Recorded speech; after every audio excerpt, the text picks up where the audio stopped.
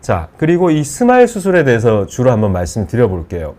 자, femtocho 레이저라는 걸 지난 시간에 말씀을 드렸는데, 자, 스마일은 Small Incision Lenticule Extraction이라는 말의 줄임말입니다. 자, 그리고 새로운 장비가 출시가 됐는데요.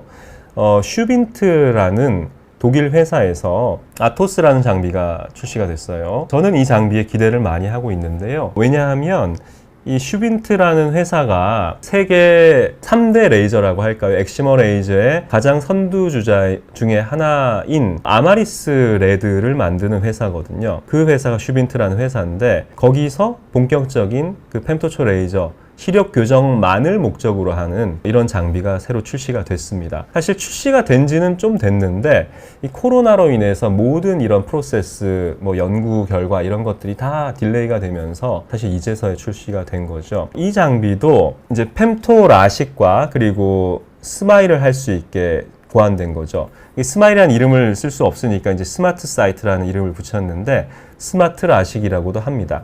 역시 아이 트래킹 시스템과 사이클로톨전을 자동으로 보정할 수 있는 기능이 있고요. 그리고 자, 한번 보실까요? 작년 하반기에 국내 식약청 허가를 받았고, 정확한 명칭은 스마트 사이트 렌티큘 익스트랙션이에요. 안구 추적 장치가 탑재되어 있어서 홍채를 인식하고 또 안구 회선을 보상할 수 있고, 시축에 정확히 맞추는 기능이 있고, 또 티슈 세이빙 기능이 있다고 하네요. 근데 이제 이게 각막을 좀 더 두껍게 남길 수 있는 기능인데, 각막을 사실 조금이라도 더 남길 수 있으면 굉장히 안전하게 시력 교정술을 할 수 있다는 의미거든요. 굉장히 중요하겠죠. 한번 보시면 이 안구 회선을 이렇게 이제 자동으로 보정을 해줄 수 있는데, 만약 5.2도가 만약 교정 없이 난시 교정이 됐다면 거의 20% 정도의 난시 교정 효과를 잃어버리는 거거든요. 이런 것들을 정확하게 할 수 있는 기능. 또 아이 트래킹 시스템에서 이 동공 중심과 각막 정점을 기반으로 객관적으로 수술 목표 지점을 구현을 할 수 있다.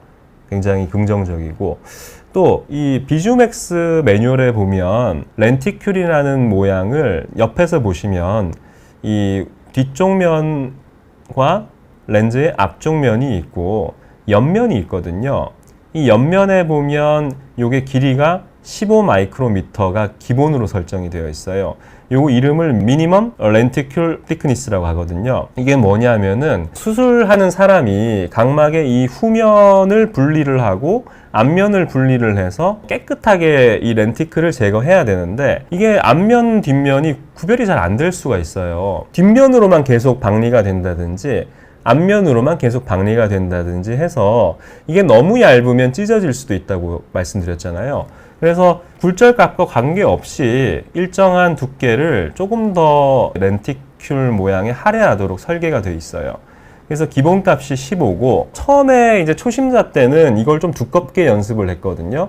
그래서 저도 처음에 할 때는 20 마이크로미터로 했었고, 조금 익숙해져서 나중에는 10 마이크로미터로 했어요. 어쨌든 근데 10 마이크로미터라도 좀 필요 없이 각막 두께를 조금 더 절삭을 해야 되는 측면이 있었는데, 이 끝부분에 그런 면을 없앤 거죠.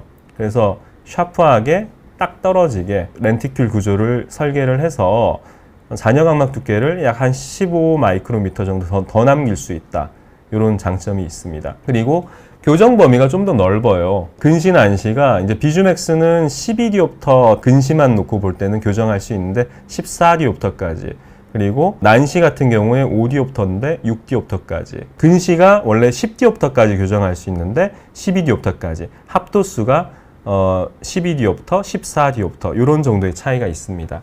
물론 이렇게까지 많이 교정을 할 일이 많지는 않습니다. 왜냐하면 각막 두께가 무한하지 않기 때문에 최소한의 각막 두께를 남겨야 하는 것은 스마일 라식도 마찬가지거든요.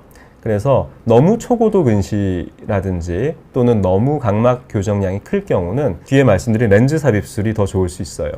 그래서 너무 각막을 무리하게 시력 교정술을 했을 때 이건 라식, 라섹, 스마일 공통에 해당하는데 시력이 저하되는 퇴행 확률이 높아져요. 그리고 이미 각막이 남길 부분을 최소화했기 때문에 재수술이 어렵죠. 그리고 이런 각막 확장증, 마치 원추 각막처럼 각막이 얇아지면 각막이 앞으로 돌출되는 이런 무서운 병이 생길 수가 있거든요. 또는 각막에 이렇게 혼탁이 생길 수도 있어요. 이렇게 되면 이게 심각한 것이 안경으로도 교정이 되지 않습니다. 눈이 부시고 빛이 번지고 뭐 이런 이제 시력 교정되지 않는 정도의 각막 장애가 생길 수 있기 때문에 과거에 이런 일이 종종 있었어요. 얼마나 남겨야 되는지에 대한 그런 합의가 없었고 또 너무 무리한 수술, 잘 몰랐을 땐 이랬는데 요즘엔 사실 거의 없지만 안전한 기준을 최대한 충족시켜서 수술을 했음에도 불구하고 아주 드물게는 지금도 안타깝지만 이런 일들이 생길 가능성이 0%는 아닙니다. 가끔 있습니다.